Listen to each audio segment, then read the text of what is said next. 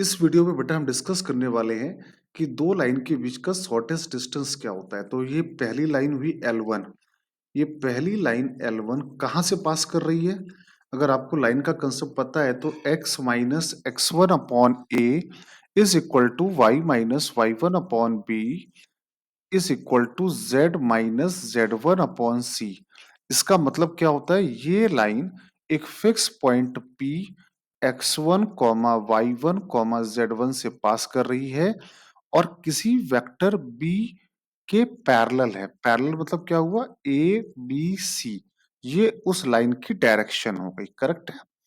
तो हमारे क्वेश्चन के अकॉर्डिंग दो लाइन के बीच की शॉर्टेस्ट डिस्टेंस पूछी गई है। तो शॉर्टेस्ट डिस्टेंस का फॉर्मूला क्या होता है? तो शॉर्टेस्ट डिस्टेंस का फॉर्मूला आपको मेमोराइज होना चाहिए। अगर नहीं याद है तो बेटा रट लो, बहुत इंपॉर्टेंट है।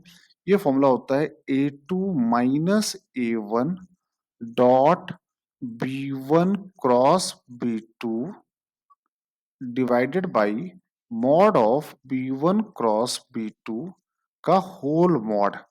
अब आपके मन में सवाल आ रहा होगा A2 A1 क्या है, B1 B2 क्या है? तो A2 A1 होता है, A1 होता है जहां से ये पॉइंट ये लाइन पास कर रही है। तो ये लाइन कहां से पास कर रही है? 3 कॉमा अल्फा कॉमा 3 से। और A2 क्या हो जाएगा? ये दूसरी लाइन कहां से पास कर रही है? -3 -7 और बीटा से पास कर रही है। आ गया A1 और A2। तो यहां से हम लोग फटाफट निकाल लेते हैं A2 माइनस A1। तो ये कितना आया? -6 -7 माइनस बीटा और सॉरी -7 माइनस अल्फा और बीटा -3। ये आ गया A2 माइनस A1। B1 और B2 क्या होता है? तो B1 इस लाइन की डायरेक्शन। तो इस लाइन की डायरेक्शन क्या है? 3i कैप माइनस जे कैप प्लस के कैप। और इस लाइन की डायरेक्शन क्या है? B2 बराबर -3i cap plus 2j cap plus 4k cap. तो बस ये सारी इंफॉर्मेशन हमारे पास आ चुकी है, इनको सब्स्टिट्यूट करना रह गया। तो एक काम करिए, पहले B1 क्रॉस B2 आप पहले अलग से निकाल लीजिए।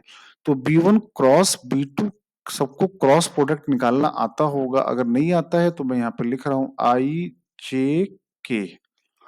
और ये कितना आ जाएगा? 3 -1 1 -3 2 और 4।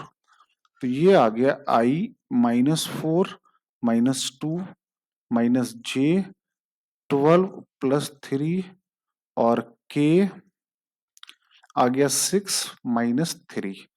तो ये आ गया -6i cap -15j cap plus 3k cap. ये आ गया B1 cross B2।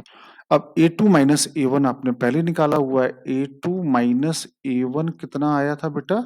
-6i cap, फिर प्लस -7 माइनस अल्फा जे कैप और बीटा -3k कैप। ये आ गया A2 माइनस A1। अब आपको क्या करना है? A2 माइनस A1 का डॉट प्रोडक्ट लेना है B1 क्रॉस B2 के साथ। इसी फॉर्मूले की बात कर रहा हूं। अब A2 माइनस A1 का डॉट प्रोडक्ट लेना है B1 क्रॉस B2 के साथ। तो डॉट प्रोडक्ट कैसे लेते हैं? आई वाले का मल्टीप्लाई आई वाले के साथ, तो कितना आएगा? 36। जे वाले का मल्टीप्लाई जे वाले के साथ, तो 15 इंटू 7 प्लस अल्फा और 3 इंटू बीटा -3। ठीक है यहाँ तो सारे बच्चों को?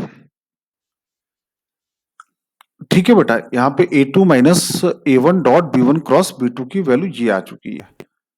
ये और डिवाइड बाई क्या है? Mod of B1 cross B2। तो B1 ये आपका B1 क्रॉस B2 आया था।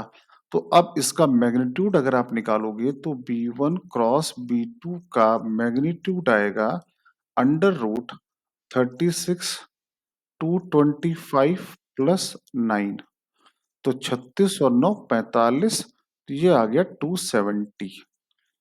9 5 14 26 के जीरो कर गया 2 2 2 4 3 7। करेक्ट है। तो नीचे आ गया 270। करेक्ट है।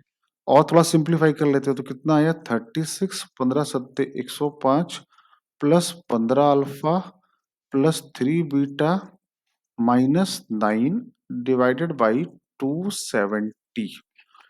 अब ये किसके बराबर दिया है? शॉर्टेस्ट डिस्टेंस 3√30 के बराबर गिवन है। शॉर्टेस्ट डिस्टेंस गिवन है इज इक्वल टू 3√30। तो इनको ऐड कर लेते हैं।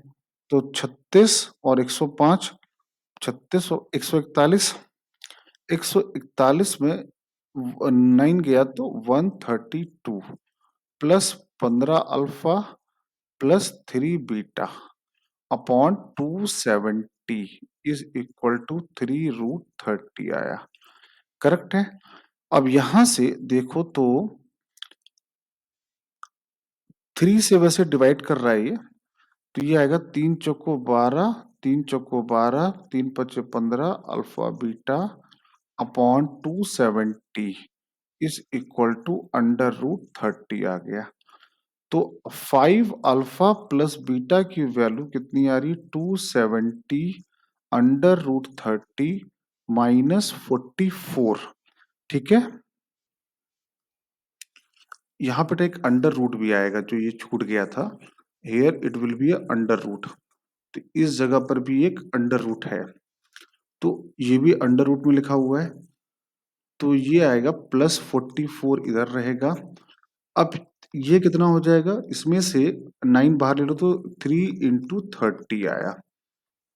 तो 44 प्लस 5 अल्फा प्लस बीटा, तो 5 अल्फा प्लस बीटा की वैल्यू आ रही है 90 माइनस 44, तो आंसर इज 46। यहाँ पे एक था ना, चूंकि mod of b1 cross b2 निकालेंगे तो ये √270 था ना, तो √270 यहाँ पे डाला जाएगा। तो आई होप ये कंसेप्ट समझ में आया होगा। ये फॉर्मूला आपको मेमोराइज होना चाहिए अच्छे